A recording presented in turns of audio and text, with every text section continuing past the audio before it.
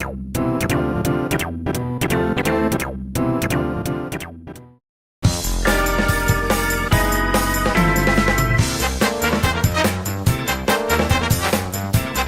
you know? Super Mario Kart was created in order to contrast F-Zero's fast-paced single-player gameplay. Mario Kart was more casual and offered split-screen multiplayer. Mario Kart's original prototype featured a generic man in a big helmet and overalls who would drive around with only an oil can and a banana. The game's producer, Shigeru Miyamoto, didn't think the game looked very unique, and he told the designers to, quote, use the banana. This advice led to the team thinking about Donkey Kong, which ultimately resulted in the inclusion of Mario characters. The team also researched go-karting extensively. Co-director Tadashi Sugiyama read books and watched videos on karting, and the whole team took a trip to the Nimu no Sato amusement park where they raced each other on go-karts. They realized that actual go-kart physics and mechanics didn't fit their initial vision, and they had to make it less about cornering. In Miyamoto's own words, they wanted a fun, lighthearted game where you zip around unrealistically. The team decided that no one should be able to test the game in two-player mode during development. This was done to ensure that single-player racing was fun in its own right. They figured that if playing alone was enjoyable, then playing together would be fun by default.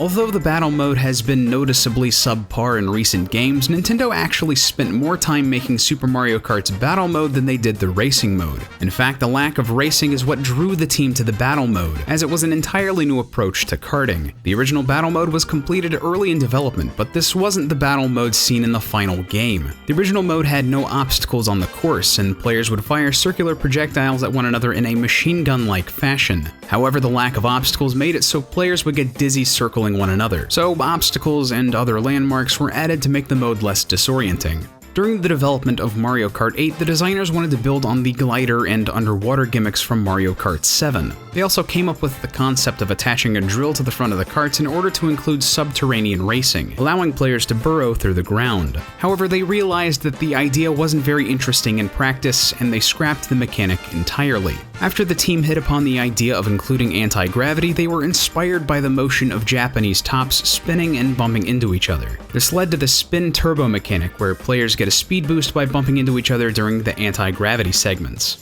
The addition of bikes as an alternative to karts was proposed for Mario Kart DS by series producer Hideki Kano, a self-professed fan of BMX and extreme sports. It was shot down by Miyamoto as the idea of Mario riding on a bike seemed unrealistic to him. However, the idea was eventually greenlit for Mario Kart Wii. Because of these influences, the working title for Mario Kart Wii was Mario Kart X. The X in the title was dropped because of Super Smash Bros. Brawl, which was released in Japan as Dairanto Smash Bros. X.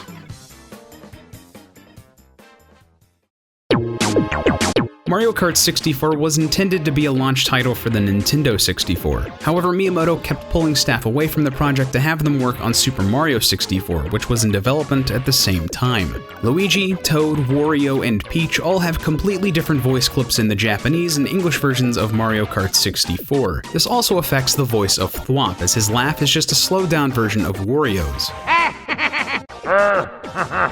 There's also a potential Easter egg or glitch in the game's results screen. Waiting just over 50 minutes after finishing a race will cause a slightly altered version of the results theme to play. This happens after the regular results theme has played 64 times. Because of that very specific number, people are unsure whether this is an intentional reference to the Nintendo 64 or just a simple counter error. The series also has a lot of unused features. Later builds of Super Mario Kart featured victory animations that went unused in the final game.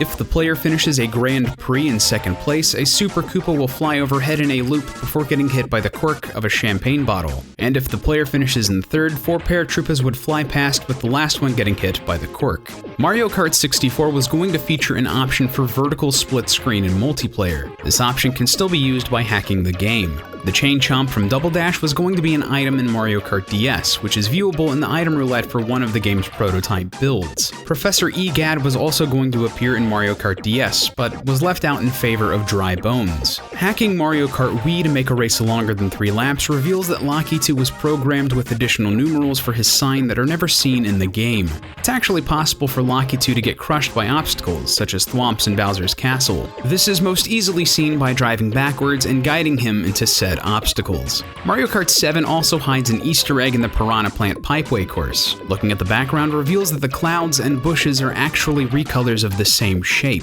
This is most likely an allusion to the original Super Mario Bros., where clouds and bushes were made using the same sprite in order to save space. There are several interesting tidbits hidden in the code of Mario Kart games. Mario Kart 8 contains 4 placeholder cup icons for downloadable content: a Yoshi egg, a Shine sprite, a Boo, and a blue shell cup. Every one of these icons, except for the Yoshi egg, were completely redesigned for the final release. Several of the tracks in Double Dash have file names indicating that they were originally meant to be themed around specific characters. Mushroom Bridge is named after Noko Noko, the Japanese name for Koopa Troopa. Mushroom City is named Pata Pata, or Paratroopa. Dino Dino Jungle is named after Diddy Kong, and Baby Park is named after Baby Luigi. There's also an easily missed mistake on the box art for Double Dash. The L on Luigi's hat appears to be mirrored. This likely isn't to illustrate the game's mirror mode either, as the text on DK's cart is unmirrored. Speaking of text, inspecting the code for Mario Kart DS reveals that parts of the game's memory have been padded out with ASCII art of an 8-bit Mario. The ROM for Mario Kart GP contains 3 unused images: a multicolored block, a picture of mascots from Expo 2005 in HE Japan, and bizarrely, a photo of the 2004 Beslan school hostage crisis, where over 1,100 people were taken hostage. Did you also know that for 2 years straight, Super Mario Galaxy 2 was the world's most pirated game? Or that Yoshi was originally planned to appear in the first Mario Galaxy game? For more Mario facts, click the annotation on screen to watch the Did You Know Gaming video on Super Mario Galaxy. Don't forget to subscribe to Did You Know Gaming for more facts and trivia, and if you like this video, consider sharing it with a friend. And hi, hello, I'm Lee from Arcadia. I'm here again. I don't really have a Mario video to plug, but I sure do like Game of Thrones. But no, for real, I did a character analysis on Jon Snow and Daenerys Targaryen and why I think one of them works in the story and the other one doesn't. And I'd really appreciate it if you went and gave that a watch. Nailed it!